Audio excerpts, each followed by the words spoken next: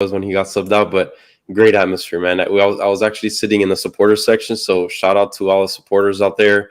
The band playing, everyone with the pink smoke. It was awesome. I really had a good time.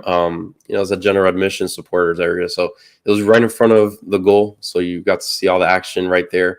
If you guys don't follow us on Instagram or TikTok, all of the videos are on there. So if you don't, go follow us. Some really nice footage on there from today's match, and also a few matches ago when David and Julio went. So, but yeah, awesome, man. It was a huge win. 4-0. What more can you ask for? We saw fireworks constantly all night. First half was maybe a little slow. Second half, the floodgates just opened up completely. We didn't see Messi score, unfortunately, but we did see some fireworks from Facu. Robert Taylor had a huge match. He got that brace. Jose will talk way more about that in a little bit. His number one fan. So yeah, we didn't see Campana score. I don't know about that golden boot, Julio, but and all around, Car scored. Did he? There you go. So yeah, shout out to Inter Miami. That the atmosphere that they build in that stadium. Although it's a small stadium, people talk about it being a high school stadium or whatever, but it's really nice the way they do everything there. It's the setup is really well thought out there. So can't wait for the new stadium, but awesome experience. If you haven't gone out there, check it out.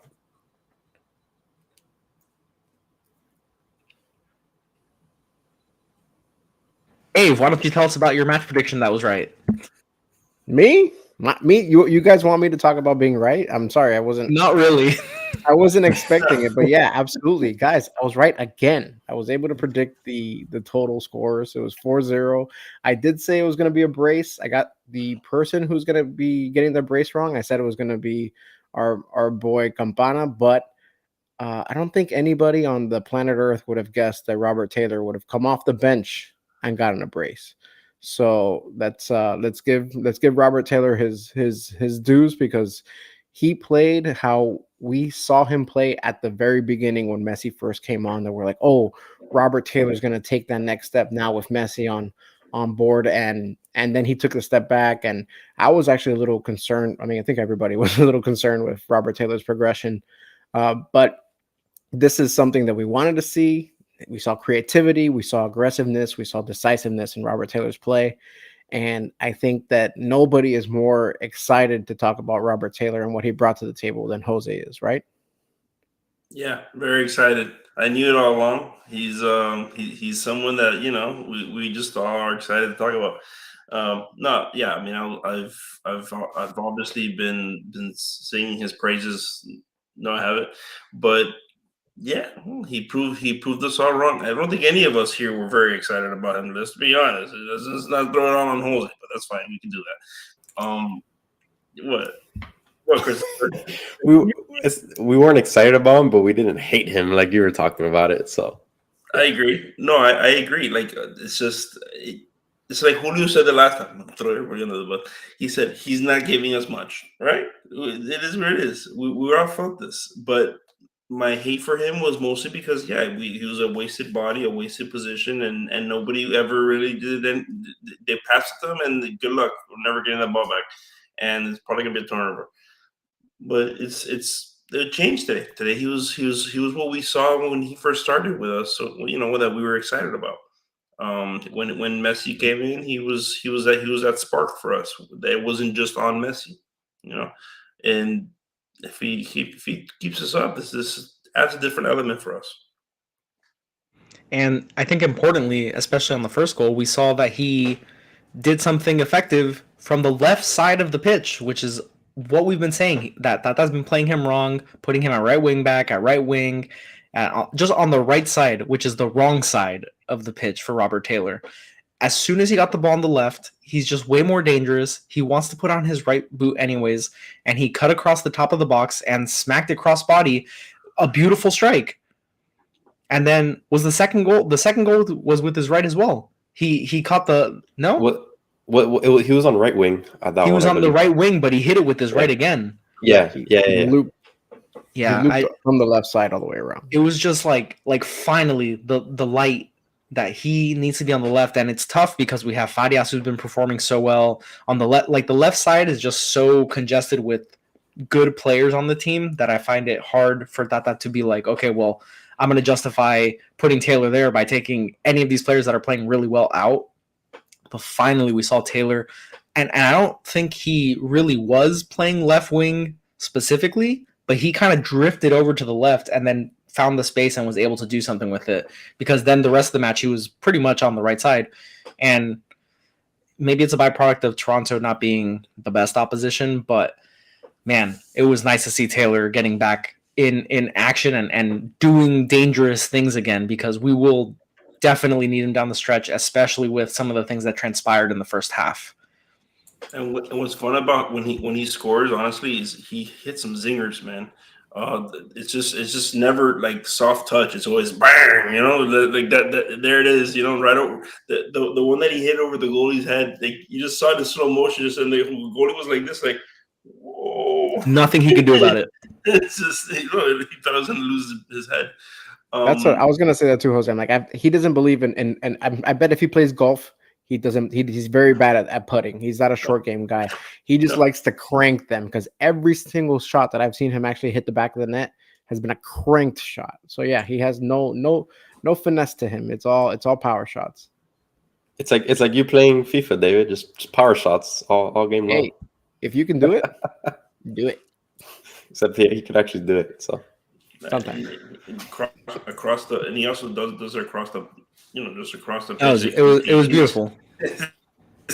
It was a little bit like, it wasn't just power, like at around the goalie's vicinity. He was trying to also go away from the goalie. I mean, he's very talented. It's just it's his ice and cold. Look, if we were to make a wager, what do you think he's going to do in the next game?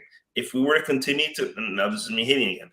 If we were to continue to, say, okay, he did great yesterday, he did bad the other day, that's not really consistent. So let's just see how it goes.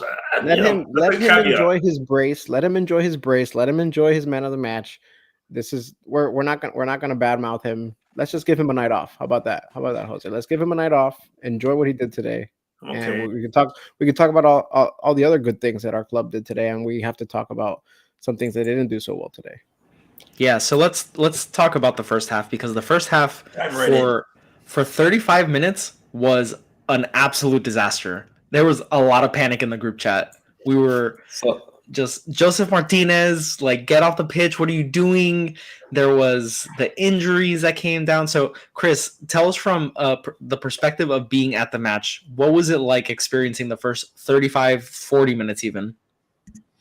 Let's say the first 30 minutes before Messi stepped out, it seemed like it was just the anticipation. Every time, obviously, Messi touched the ball, stadium would go crazy. Joseph Martinez didn't do anything at all. Everyone was like kind of over him already. So it was just more than anticipation. And then when that 30-minute mark hit or so, that Messi and Alba got pulled, that's it. The atmosphere just went downhill. You start seeing the little ants coming down the stairs. Everyone starts kind of leaving. Shout out to the people that stayed, obviously, but there's people out there that just want to see Messi, and he was pulled out in 30 minutes. So it's the reality, right? So it was kind of quiet after that. The last 15 minutes of that half, it was kind of slow. Obviously the band's playing, the atmosphere in that side of the stadium is still nice. And then all of a sudden extra time comes. And beautiful goal. It was across from me, so I didn't get the perfect look at it. I was on the defending side in the first half, so I didn't get the perfect look at it, but I kind of saw the build-up, and then Facu just, hits beautiful. We can't speak enough about Facu and the attack and the aggressiveness that he brings to this team, and we saw it again tonight. We saw it on his goal. We saw it on the assist later on to Robert Taylor. So yeah, once he scored that goal, the place erupted. Even though people have left, it was extra time. People have either left to go home or left to go get something to eat or get a drink because the halftime was coming up. But the place erupted. It went just wild. So that was awesome to see. I think it let go of some of the pressure that we were feeling. Because at 30 minutes, when Messi and Alba gets out, what were you guys thinking? I was like, that's not good. Even though we know Toronto isn't that great of of an opponent, but still you kind of get this little feeling inside of you, and you're like, oh, that's not good. What were you mentioned it guys on the- feeling? I wasn't talking to you guys a lot, so what were you guys feeling when that happened? They mentioned it on the broadcast that once Alba and Messi left the game, that Inter Miami looked hapless. They didn't know exactly what they were doing, and they're like, Miami needs to get to halftime. They need to get to halftime to regroup, to kind of figure out what they're going to do offensively. Because after those two players left, there was no real plan of attack there, and you saw how Toronto really got aggressive, and they were trying to push the envelope against Miami, and again, also they subbed in for the two players that got removed. For Alba, they subbed in Noah Allen, and for Messi, they put in Robert Taylor. Like, from a fan perspective, like, those are the two worst options that you could put out there. These are two players that have not been living up to expectations, and we spent so much time last episode saying that Noah Allen at that wingback position is just a nightmare, and then it's pretty funny that the goal that Farias scored was off of. Granted, I'm sorry, but that was not a great cross by Noah Allen. It was right at the goalkeeper, and it was just a fumble by the goalkeeper who punched it right towards Facundo Farias. And I'm not going to take it away from Facundo, because he still was able to execute it and hit a beautiful shot off of the rebound. But yeah, that goal was that momentum shift that we needed, and it showed the team, it showed the guys that, look, we can still do this. We're a competent bunch, and we can make things happen. I have no defense for Joseph Martinez. There's nothing that Joseph Martinez does day in and day out that makes me have any kind of hope for what he brings. And it's just constant. I think I got to the point in this game where I said I've had absolutely enough. I don't see the benefit of bringing him off the bench. I don't see the benefit of having him as a starter. So that's the one real negative outside of the injuries that I came away with this match, is that Joseph Martinez, I'm sorry, for me personally, and I'm pretty sure for a lot of us fans, he doesn't bring anything. He doesn't bring anything to the table, and who knows, maybe next game he gives me a Robert Taylor type of rebound, and I hope he does, but I don't see it happening. What, you're going to say something, Jose? No, I refuse. Go ahead. Just to go back a little bit, pre-game when the lineups came out. So we've been talking a lot about we need five back, we need five in the back. They finally got five in the back, and that's the first thing I saw. I saw the defense first. So I'm like, oh, great, five in the back. We got Alba, we got our three defenders, our three center backs, Toto, Christoph, and Kamal Miller. We got Yedlin as usual. Great, that's great. So I start moving up. I see the midfield. I see Busquets, obviously. I see David Ruiz. I'm like, oh, that's interesting. No Kramaski. That's weird. Okay, whatever. And then I move up to the strikers, and I see Messi. Obviously, Facu's in the middle too, which is perfectly fine. And then I see Messi as striker, and then I look over and I see Joseph Martinez, and my heart just like dropped, because I wanted to see Campana in there with Messi and Facu and the whole group, and we didn't see it. So yeah, it was a little heartbreaking, and I'm sure Julio was very heartbroken too. You just see how hapless, like fangless they are when they go and attack, and when they get. I mean, we even got a corner at one point, and it was like, okay, what are we gonna do? Like, there's no one there to attack. You have to get, maybe the off chance that one of the center backs gets to it. But like our true attackers don't have height or size. They're all shifty little attackers, and Campana is the one attacking presence that we have that actually can occupy any sort of vertical space. And when he's not in, it's bad. And Joseph's just been in an awful rut of form where he just makes mostly the wrong decisions. It's really hard to watch, because it's very frustrating. Like, you see everything else clicking around him. Farias has been playing so well. Obviously, when we had Messi for the first 30, 35 minutes, he's just a presence, obviously. And everyone's kind of doing the thing and interplaying, and then they get the ball to Joseph Martinez, and like, it just kind of whimpers away. Like, all the momentum just kind of dies. And when you have Campana, it's way more, I don't know, it's way more fluid. I just feel like with Joseph, you're not getting that anymore. And I don't know if he's in his own head now because he's been on the bench. I don't know what it is, but yeah, I was very, I was very surprised that Campana was not starting. Obviously disappointed, but I was very surprised by the decision.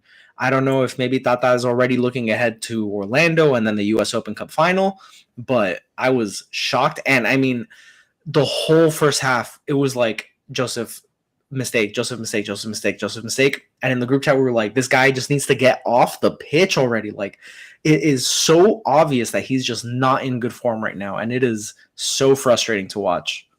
I've disagreed with having Joseph in there. So I disagreed with Tata. This is the first time that I was angry. I was angry at the fact that he was in there because this game was important.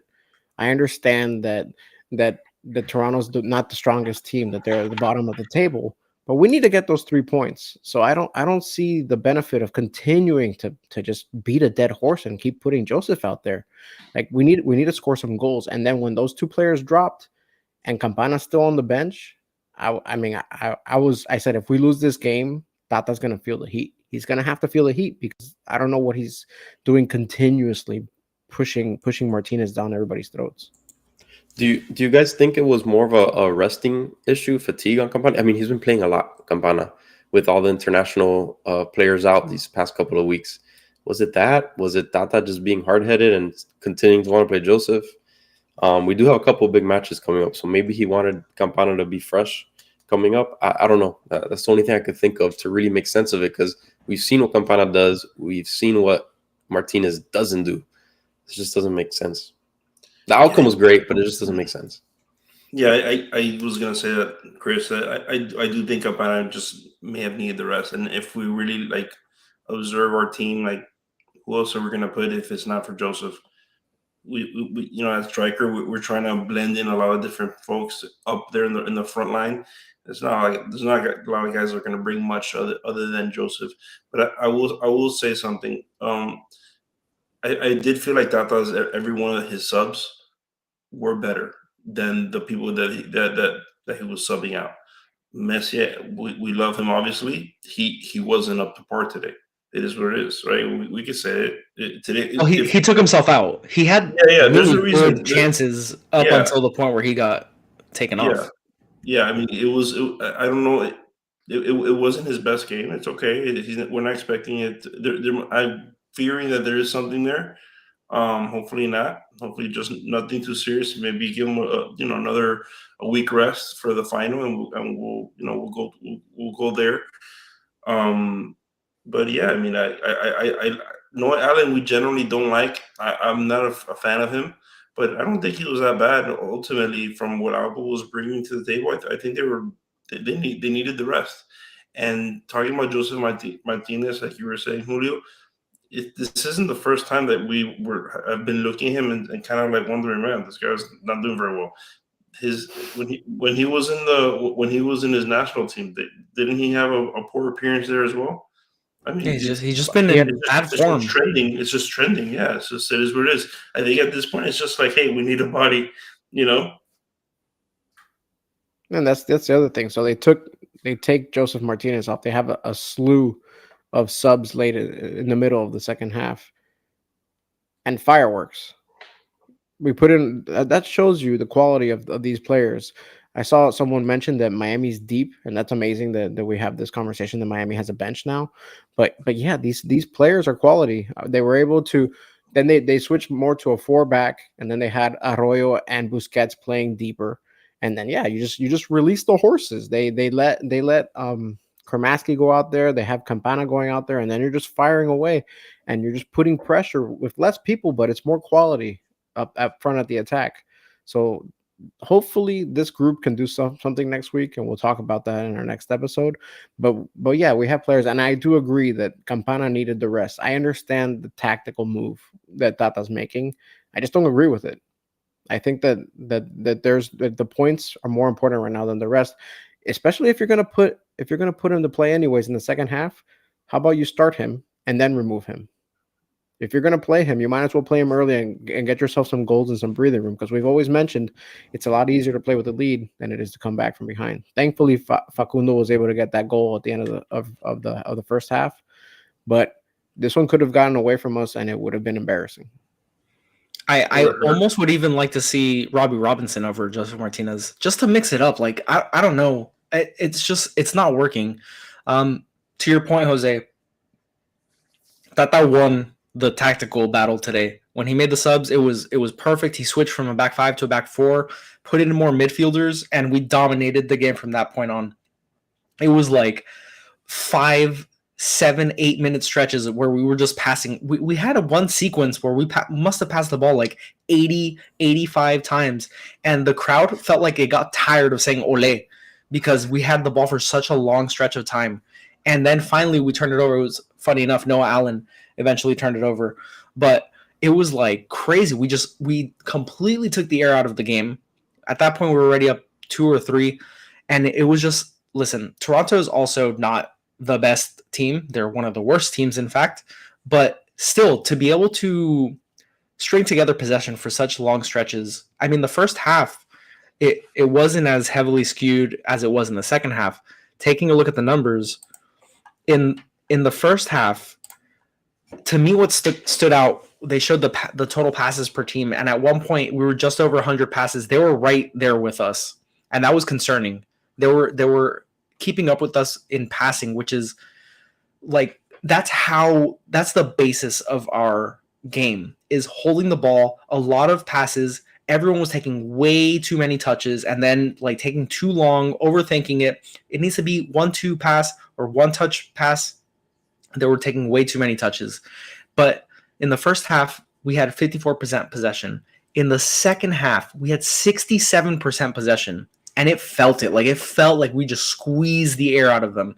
And they had no answer. They had a couple dangerous chances. Insigne and Bernardeschi, they got on the end of a couple plays, but the tactical decisions that Tata made, I thought were spectacular. I thought they were really good.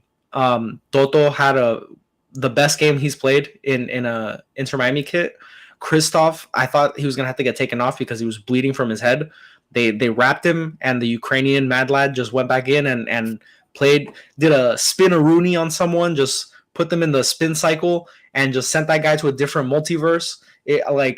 There was some good things happening, and yeah, I think that to an extent got it very right. I think he got it right with the 5 at the back, which is what we were hoping for, and he chose the right time to switch to a 4 at the back, and he turned us into a team that dominated the midfield, and it changed the match.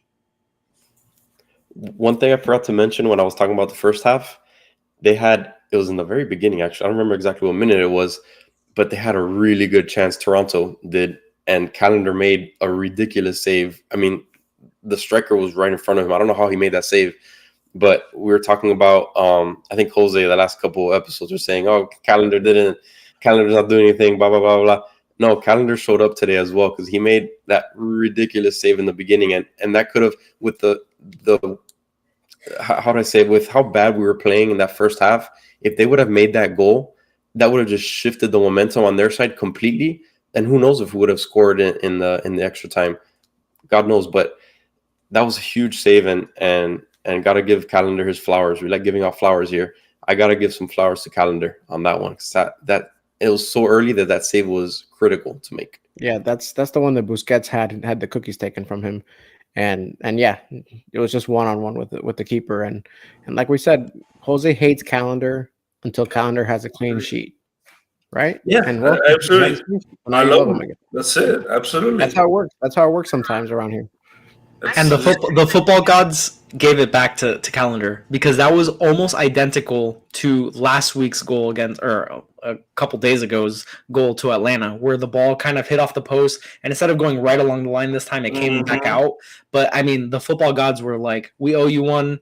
That shouldn't have been a goal on Saturday against Atlanta, so we'll give you this one. But you're right, it totally changed the match, because it was tense.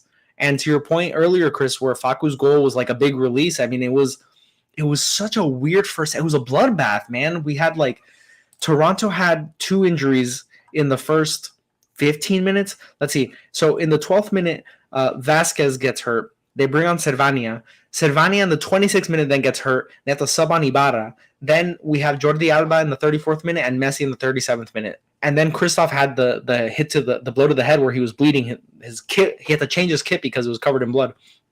It was like so helter-skelter, so stop-start. There was no rhythm. And even when there were stretches of match, it felt like we couldn't get into a good flow. So if they had scored that goal, it would have been such a weird feeling going into halftime. We would have felt awful. It would have been a disaster, Julio. I know That's what I've you been said. throwing that word a lot. You said It would have been a disaster because that would have been an early goal against us. And then imagine losing Alba and losing Messi after going down 1-0. That's and then you have everybody leaving the stadium. That would have felt insurmountable. And I'm sure that the players on the pitch would have felt it too. So thank God that didn't go in because we would have been probably dealing with a different outcome. Yeah, And I would have Can had my prediction wrong, which is probably the worst thing. Heaven forbid. Can I say that stoppage time before halftime was the longest? I think it was 9 minutes of my life. How did you like Until they not scored being the able goal. to know how long there was left? It's horrible. It sucks. It's horrible. I don't know. I'm looking around. I'm like, there has to be something somewhere. I don't know what time. I don't know how much time is left. What is this? The longest 9 minutes. It was 9 minutes, right? The longest 9 minutes of my life. I had no idea what was going on. And then Facu scored. Thank God. And it just relieved the pressure. But longest 9 minutes ever. And what's bouncing off of what you were saying, Julio, like we won 4-0. So if you play the result and you play the second half alone, it was a tale of two halves. Even that Facu goal in the first half, we grinded for that first goal. It was just one of those things where, like, to get to that point, I felt like David said in the group chat, it felt like a disaster. But if you put the whole game in the blender, you know how many? Did you know how many we actually had XG for the game? For having 4 goals, we only had 1.39 XG. That's crazy. That means we were making some goals that they were like, yeah, there's no way that's going in. It's good. I mean, we put them in and we won, right? To now defend myself from Dave's attack or from Calendar. Okay, I agree. I did say that Calendar did horribly, and he did. I don't care. Every time people suck, I'm gonna say it. You suck. I'm very happy that Calendar did well. I'm very happy that Robert Taylor did well. I apologize, like everyone is asking me for in the stream comments. I'm very Get on your sorry. knees. Yeah, I can't get on my knees, and you won't see me. So it's yeah. So I apologize officially. But guess what? If he doesn't have a clean sheet next game, I'm gonna say he sucks again. So I don't know what to tell you. Against Orlando? Yeah. Good luck. Great. Great. Be the man. Be the brick wall. Without Alba and without Messi, so without that comfort of having those 2 security blankets on the team. Yeah, so to Dave's point, a couple news updates that have come out since the match finished. So Tata immediately has already said that Messi and Alba will not be available for the match against Orlando City FC. So that's the match that's coming up on Sunday. As we know, the U.S. Open Cup final is by far the priority right now. As we said, heading back into league play or heading into the Leagues Cup final, I think it was, that if you have a chance to win hardware, that has to be the priority because the MLS playoffs, we all think that we're going to make it still, but that's still by probability a long shot compared to having an opportunity in a final. So Tata already said that Messi and Alba will not be playing on Sunday against Orlando City and that he would see about having them be available for next Wednesday. According to some other reports, they're saying that Messi sort of took himself out of abundance of caution, that it was an older injury from a long time ago. I'm paraphrasing here, from a long time ago that flares up at times, and he has tended to miss matches because of it. And he took himself out as a precaution to not re-aggravate it. So that's what the streets are saying right now. We'll see once we get closer to next Wednesday's match, because now we already know that they won't be playing this weekend. But once we get closer to next Wednesday's match, we'll find out more information. Alba seemed slightly more like an aggravation of an injury. They were saying on the broadcast they had ice wrapped around his right hamstring. I don't know if that's also just soreness. I don't know. I don't want to speculate too much. Messi didn't ice anything. They didn't show him tending to any soreness or wounds when he went to the bench, and shortly thereafter he walked into the locker room, and I don't think he made it back out to the bench again for the rest of the night. So won't speculate too much, but a couple things that did come out after the match to kind of, inform us. I'm curious You won't speculate. You won't speculate, but I'll speculate a little bit because I'm just reading Alba's body language and his emotions. You could tell he was at least at minimum very annoyed at the fact that he had to come off, and he stayed for the majority of the match, and you can see it. You can see it in his face. Like they won 4-0. They were up, and you can see it in his face that he was very uncomfortable. So I'm thinking that I'm again speculating without any real information on here, but just based off of his body language, I don't expect him to play for at least another 2 or 3 matches. So. What are we doing here? Are we reading people's body language? Really? Yes. Coming from the guy that is so hot and cold on player performances, you're gonna call us out? Get out of here. You know what? Judging by what I saw his face making, he should be good. He should be fine for the final. He's just really upset right now. Hey, just to bring back the Messi injury thing, do you think the rumors were true that he was injured in international play? That's why he didn't play with Bolivia. It seems like at first they're like, no. Tata said no, but now all of a sudden something is re-aggravated. Well, he had a knock. I know Julio said that it could have been something prior, but he definitely had a knock. He had a knock in training, and he was pulled out of training for Argentina, and then that was the impetus of saying, oh, he's not even going to go to Bolivia. He's just going to fly straight to Miami.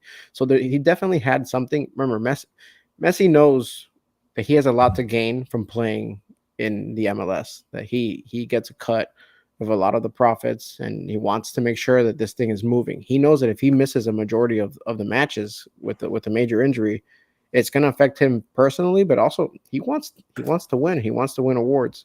So a match in Bolivia is not as important as being successful within Miami right now. Like that's his short-term goals. And I think that he is protecting himself. He did feel a little bit of uncomfortableness, and he has the wherewithal and the mindset, the precognition to say, hey, I'm going to sit out. And that's why he chose not to play for Argentina. And that's why he took himself out of this match. He just feels, he knows exactly what he's doing. His profession is his body. And if he feels any kind of discomfort, he's going to remove himself from that situation to not aggravate anything or make it a more long-term issue. Now, I'm just curious if Tata lied. Says, no, he's not injured. And then I think to an extent, now all of a sudden this comes up. So it's coach talk. Yeah, he's probably protecting his player to an extent. I mean, he's not going to go out and say, hey, Messi has something that might be, might keep him out of like 5-6 matches down the stretch. He doesn't want that media maelstrom that would appear if he were to say something like that. I think would be such a distraction for everybody else around the club, and it would just cause more problems than it would cause any good.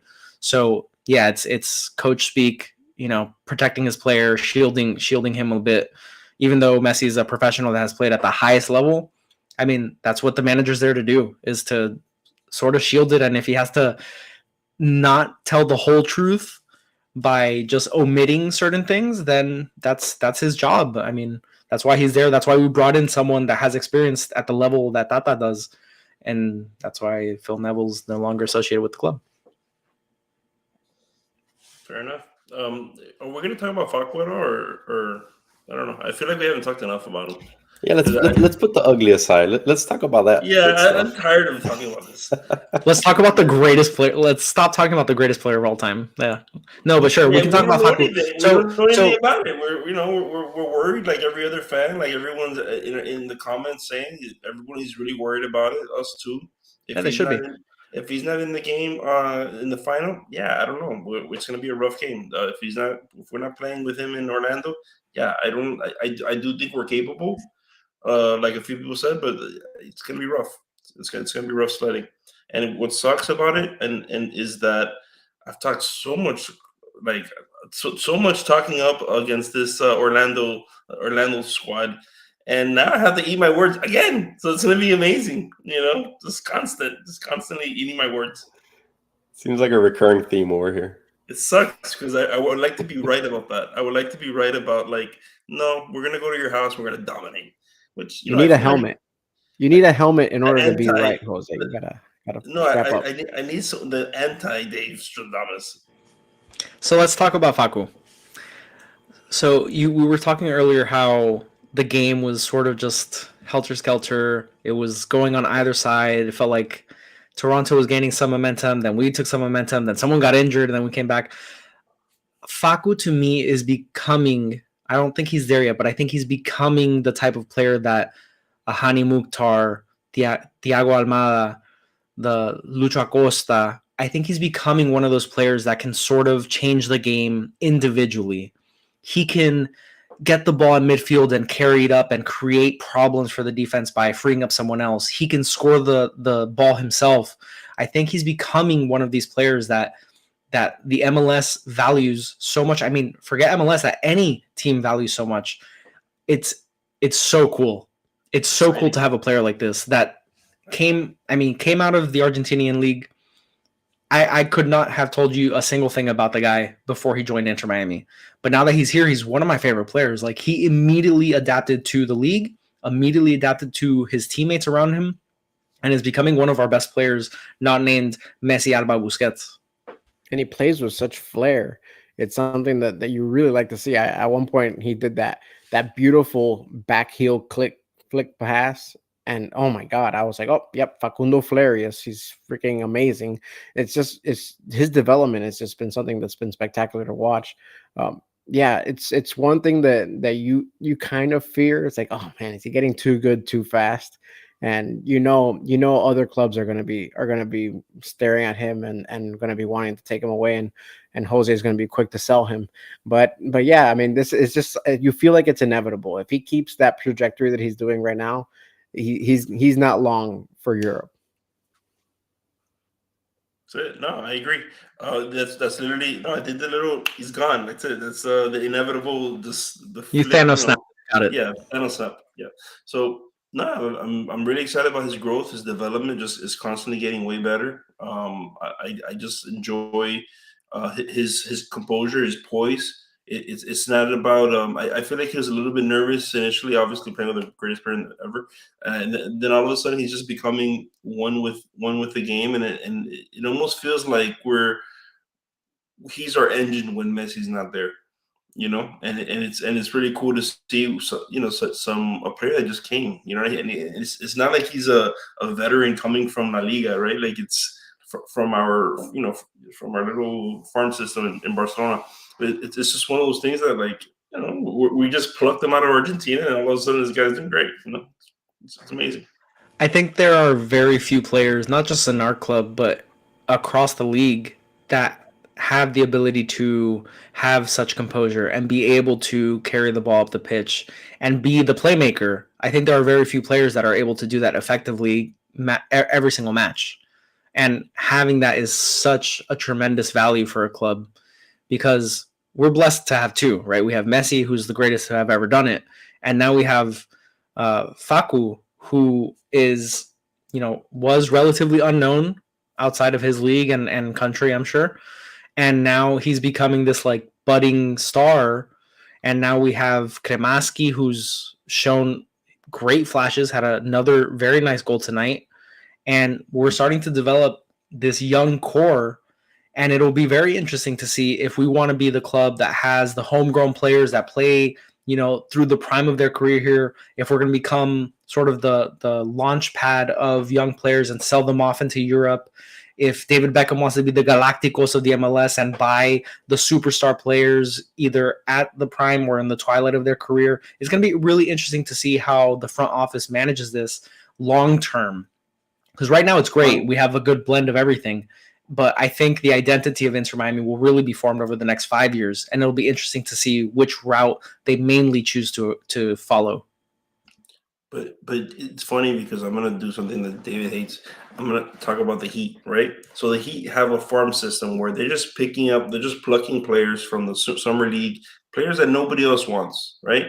How do I make this into Inter Miami? Well, if we can create some kind of a system, some kind of a culture You know, just get a culture going where all of a sudden it doesn't matter. Facu's here today, we'll get another Facu.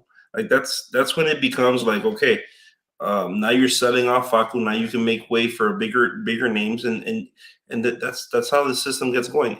What I'm also interested in, Julio, is not just what we do in the direction that we start heading, because that's interesting in itself.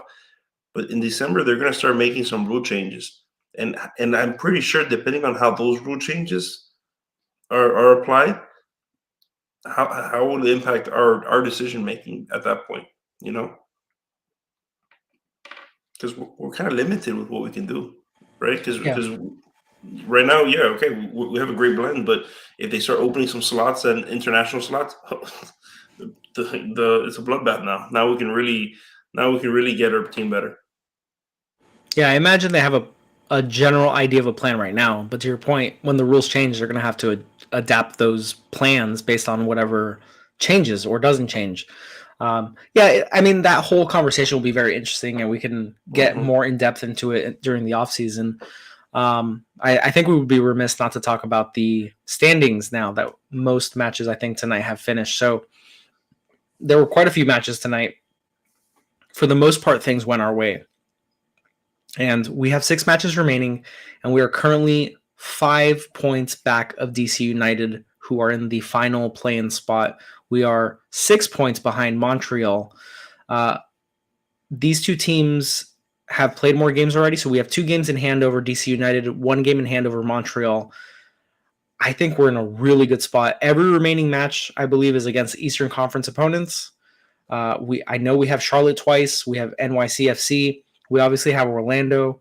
I'm missing one in there. Maybe Chicago. All huge matches, obviously, because if any of those teams ahead of us that are immediately ahead of us in the playoff chase beat us, it makes it so much harder to chase them down. But 5 points off the playoffs has me feeling fairly confident that we're going to be able to make up those points, depending on obviously the health status of Messi and Jordi Alba. And, you know, someone in the comments mentioned some news that came out from Tata that Jean Mota and Gregory were going to return to training next week, and that Diego Gomez was going to be back in training tomorrow, that he had some issues with his work visa or passport, something like that. But he will be back from his injury that he picked up during international duty. All those things combined will really help us, especially if some of these players are going to miss some time. We know that Messi was going to miss some time later in the month for international duty again. I think Kamal Miller misses some time later in the month, and probably a couple other pieces that I'm not thinking of off the top of my head. But that's some good news, and being 5 points off the playoff spot has me feeling pretty confident. Looking at the results today, a little earlier, I was actually looking at them while we were talking. So yeah, Julio, most of them went our way. A lot of ties. Some teams lost that we needed to lose, but one team that won that I'm really disappointed about is Orlando didn't beat NYCFC. That's huge. That gave them 3 points. I think that makes our match against NYCFC in a few weeks just a must win. That has to be one that we win. Obviously, we don't want to lose any, but the fact that they beat Orlando today and they got 3 points, if it wasn't for that, we would have been that much closer to our goal. We would have been level with them. That was a huge result. Right. That's a huge result. So I think that's a huge deal there. Everyone else is tied. It looks like it went our way. Chicago lost, which is great, to Columbus. But yeah, that's really the only glaring one that I saw. I'm not particularly worried about NYCFC. I think they're a feeder program. It is what it is. Whatever. You can say the clip. If who do they feed? Who do they feed? I was gonna ask. Who are they feeding? Nobody buys them. They just want to feed, but nobody buys them. It's not a worry. What I would like is to, not get just the 9th seed. I would like to get the 8th seed. That's what I'm more interested in, because then we get a home field advantage. We get more less travel time for Messi. That'd be ideal. I don't know, man. They beat Orlando. That's huge. Yeah, that's huge. Maybe Orlando was looking to head to the Miami match. Yeah, they had that maybe. circled. Yeah. But yeah, that was definitely the most surprising result of the evening. Disappointing. That would have been just one team that we didn't have to worry so much about, because now they're kind of on the cusp of getting into the play-in spot rather than being level with us. And we would have controlled our destiny at that point. I mean, we still do to a certain extent because we play all of these teams that are ahead of us. We play Charlotte, Chicago, and New York City FC. And they're all the three teams that are between us and the play-in spots. So to an extent, we control a little bit of our destiny. But if NYCFC was level with us, then we really would have controlled our destiny over them. So definitely a disappointing result. I'm looking forward a little bit anxiously excited now about Sunday. I am obviously way less confident because we're not going to have Messi and Alba.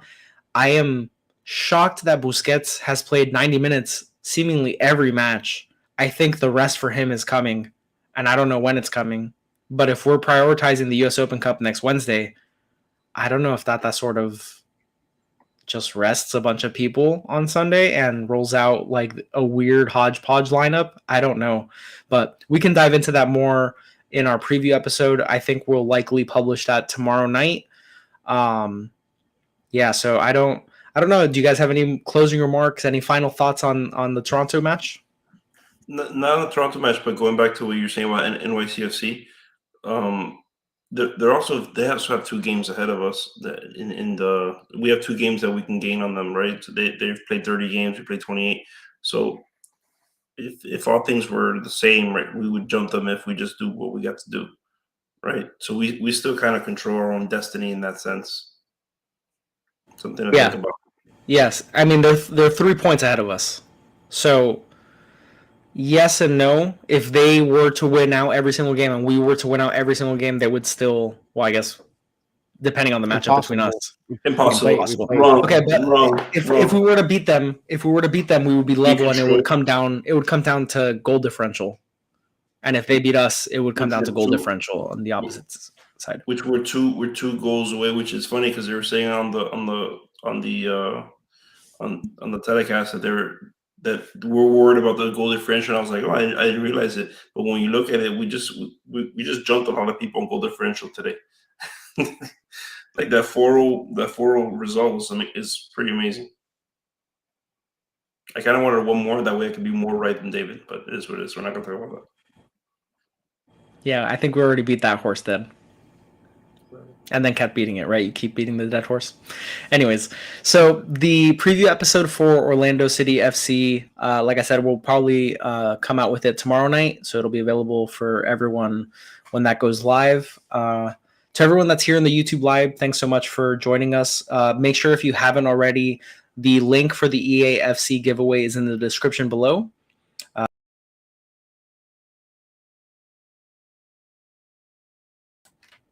Sorry, don't know what happened there. If you haven't already clicked the link to join the EAFC giveaway, make sure you click in the description and claim your 5 entries for your chance to win. We'll be drawing the winner next Wednesday. And thanks for joining us again. If you guys are looking forward to the Orlando City FC preview, let us know in the comments what you think the score of that match will be. And for all of us here at the Heron Heads podcast, thanks for tuning in. Your first stop for all things Inter Miami. Yeah!